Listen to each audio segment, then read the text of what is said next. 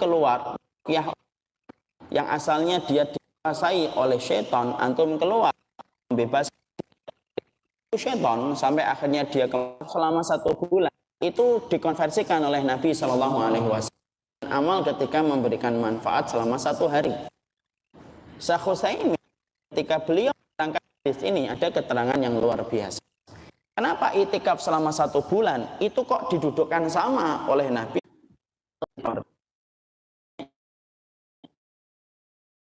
Hari kiamat, itu kata para ulama. Tapi jangan suka nanya, antum tidak usah nanya. Maka dia berwujud kepada wujud manusia. Lalu kemudian di bidang itu pemuda tersebut mau kemana? Saya mau memotong pohon itu. Dan kita ramai. Dan kita banyak mendapatkan orang pada mengambil manfaat di tempat. Tidak, itu tempat kesyirikan. Itu tempat kesyirikan. Tidak, jangan dipotong. Setan itu berkata. Kemudian pemuda itu berkata, jangan halangi langkah saya. Tolong ya, jangan halangi langkah saya. Kalau kamu menghalangi langkah saya, kamu harus berhadapan dengan saya. Maka iblis kemudian yang berwujud manusia berkata, ya kalau gitu kita harus berhadapan. Satu membawa niatnya kalimatillah, yang satu tahap bagaimana dia itu menjaga eksistensi kesyirikan tetap terjadi pada pohon itu. Bertempur, duel dalam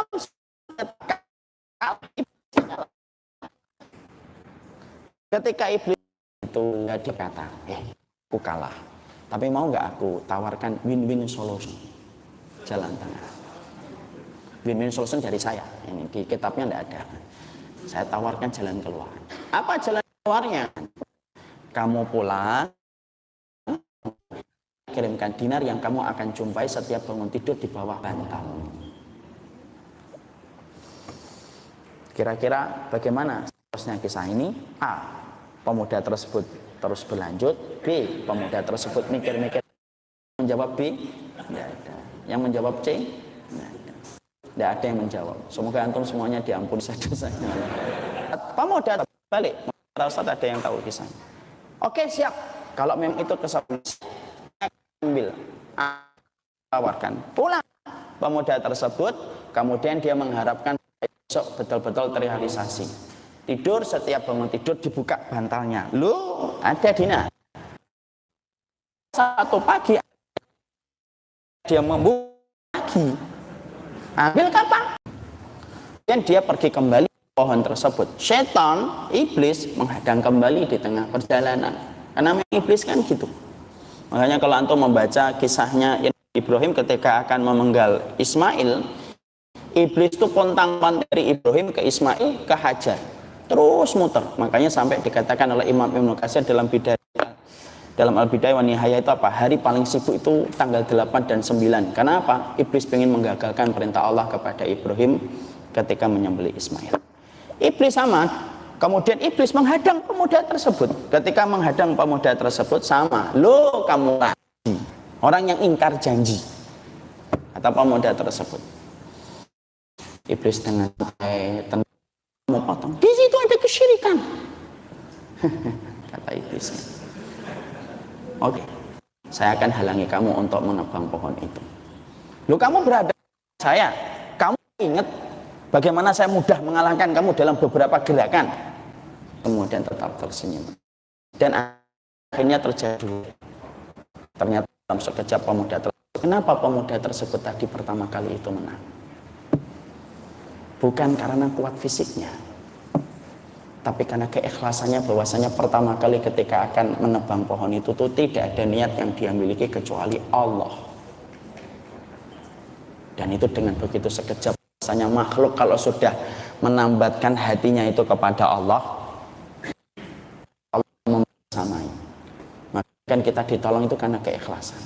Lalu kenapa yang keduanya iblis begitu mudah mengalahkan? Selalu berikan judul iblisnya, iblis yang menang. Karena yang kedua ketika membawa kapak, niatnya itu bukan pertama-tama untuk menghancurkan pohon yang ada di dalamnya kesyirikan, tapi niat yang dia miliki itu simpel. Karena dinar yang dia dapatkan di bawah bantalnya sudah dia tidak jumpai. Aib pertama. Kisah itu sederhana. Orang dulu mata karena Allah. Di tengah perjalanan hijaunya dunia, akhirnya kemudian menjadikan itu berpaling. Banyak pula, anak yakin banyak pula yang ruqyah sama dengan dai sebenarnya ruqyah ini. Banyak orang yang meruqyah itu pertama kali niatnya adalah karena Allah. Tapi seiring proses gannya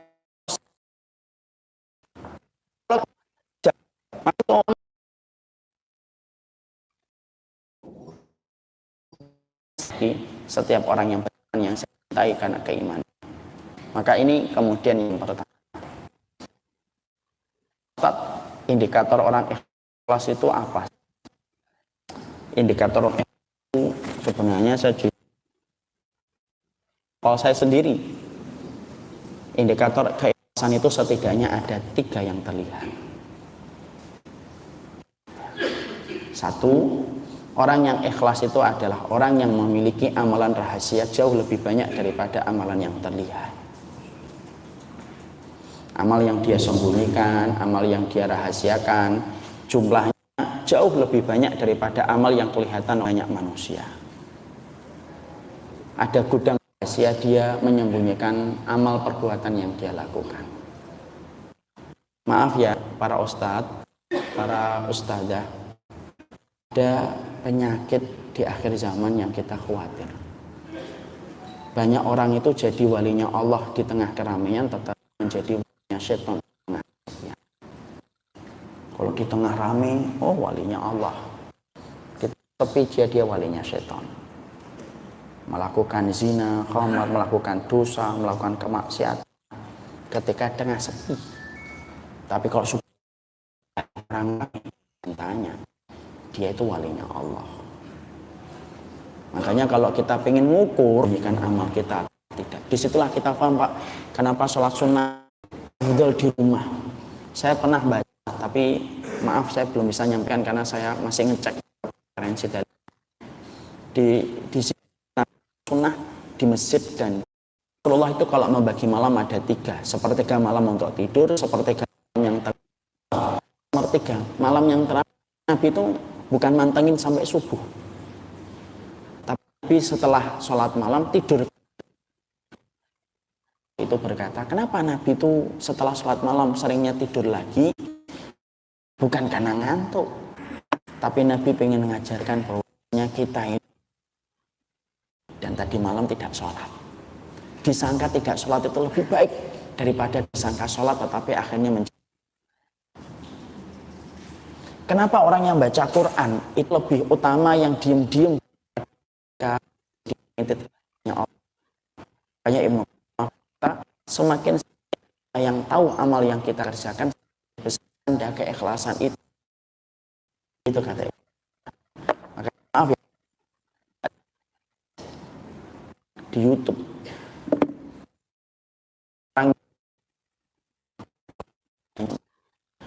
orang itu ketika yang kita jaga di shop pertama dia gaya pak dengan gaya saya pakai celana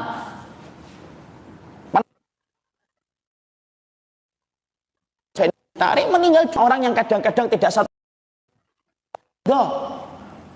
innallaha idza ahabba as-salahu qalu wa ma as-salahu ya Rasulullah. Allah itu kalau senang sama orang dikasih pemanis. Manis itu apa? Dimatikan dia. Sebelum dia mati maka disibukkan dalam kebaikan sampai mati dalam kebaikan itu. Husnul khotimah itu tanda Allah itu sudah dengannya selama hidup. Makanya ada satu hadis hasan modus bagaimana dia dimakan. Kalau sudah lihat ada orang kok meninggal benar kan? Nah kita tetap berpenampilan yang menekan tapi ada pelajaran.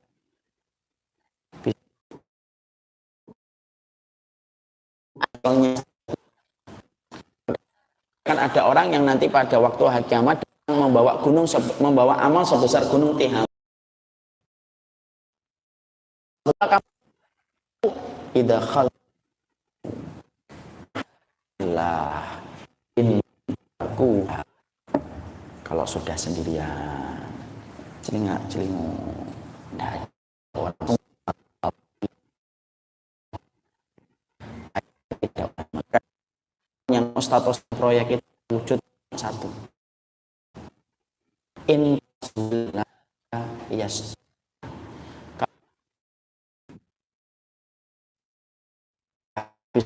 Kemudian para sahabat berkata, hadhihi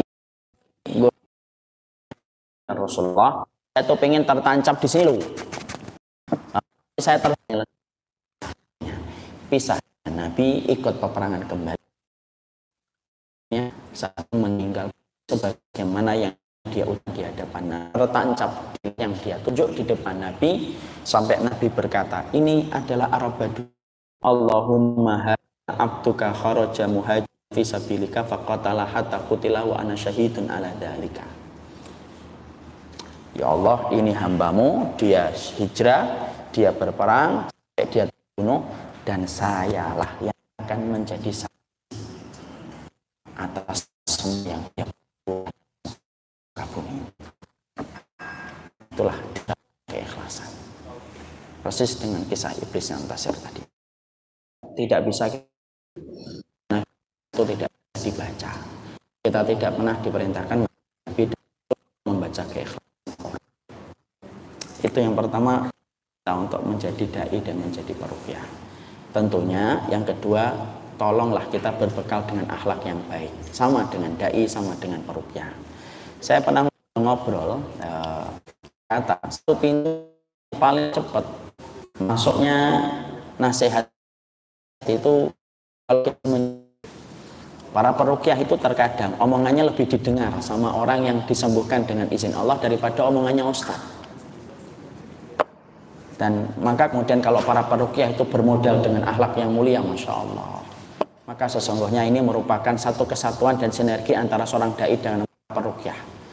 Ini saya sekalian usut mumpung ingat, tapi tadi ketika perjalanan saya ingat hari belum ada bridging antara para dai, seakan-akan peruqyah sibuk dengan dai dengan bukannya masing-masing. Padahal salah satu antara perkara yang sangat mulia menergikan antara seorang dai dengan seorang peruqyah bersama-sama memenangkan hatinya umat. Dan tahu tidak semuanya harus jadi dai dan semuanya tidak harus jadi peruqyah. Innallaha qasamal arzaq. Allah membagi amal sebagaimana Allah membagi rezeki. Tidak semua di peruqyah, sebagaimana tidak mungkin menjadi dai. Saya pernah dalam satu kesempatan beliau dulu ngisi kajiannya, beliau ngisi ruqyahnya.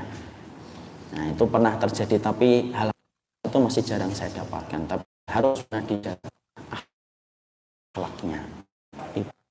Ustaz, kalau kita dibenci karena akhlak, maka itu musibah.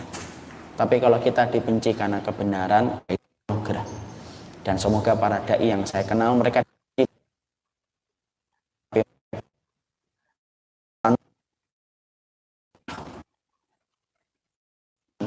orang yang dibenci karena akhlak, dibenci, saya dibenci karena kebenaran. Ustaz, dibenci karena kebenaran. Yang lain itu yang benci sama. Maka yang kita. Kemudian kalau secara khusus mungkin sharing untuk setelah arsinya, ingat, sungguhnya kita harus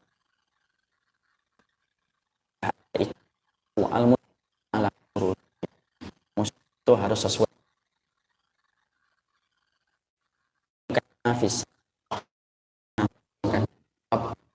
dengan apa yang dia tempati. Saya khawatir nih, nanti jangan-jangan ada yang jadi ketua, ada yang jadi anggota, mentang-mentang anggotanya lebih banyak, mungkin pasiennya, dia lalu menyombongkan diri di hadapan orang yang menjadi ketuanya. Ingat ikhwan, keberkahan itu berdasarkan kepada proses ketaatan ketika kita telah memberikan loyalitas pada satu perkumpulan yang kita berikan atas Allah. Saya mungkin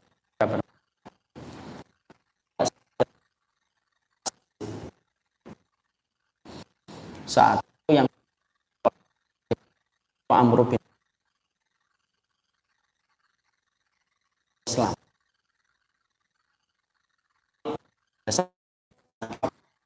Ada Tolha, tapi yang dipilih oleh Nabi Amr bin As. Nanti kalau di dalam tarikh itu akan tahu kenapa Nabi memilih Amr bin As. Karena salah satu orang yang cerdas dalam Islam itu Amr bin As. Kalau untuk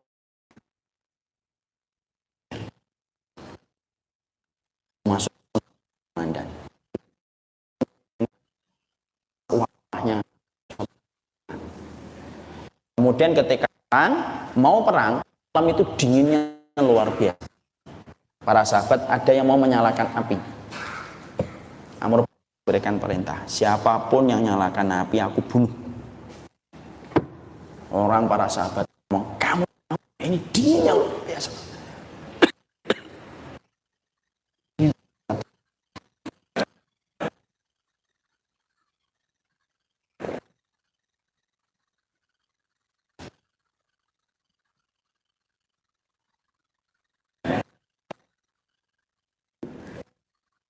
Kemudian sahabat curhat, antum siapa? Kita malam-malam dingin Nabi. Dia ditunjuk Nabi. Diam. Peperangan. Mereka dikejar lagi. Amr bin As putus kontroversial. Dia kudanya menyusul kemudian Pak sahabat yang depan, dia berhenti. Jangan dikejar. Siapa yang ngejar? Nah, mereka bingung. Peperangan jatuh, salah silahkan yang mana. Pulang curhat para sahabat kepada Nabi. Ya Nabi, pemimpin yang kau pilih membuat keputusan kontroversial. Apa itu? Malam-malam